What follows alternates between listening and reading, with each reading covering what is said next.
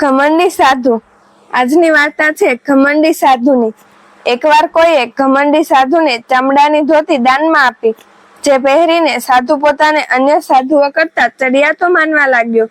એક દિવસ તે એ જ કપડાં પહેરીને ભીખ માંગતો ફરતો હતો. રસ્તામાં તેને એક મોટું જંગલી ઘેટું મળ્યું. ઘેટું પાછળની તરફ ગયું અને તેનું માથું નીચે ધક્કો મારવા લાગ્યું.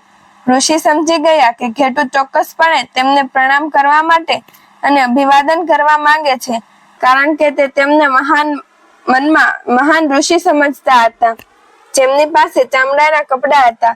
ત્યારે દૂરથી આવેલા એક વેપારીએ ઋષિને ચેતવણી આપી અને કહ્યું, હે બ્રાહ્મણ, કોઈ પણ પ્રાણી પર વિશ્વાસ કરશો નહીં.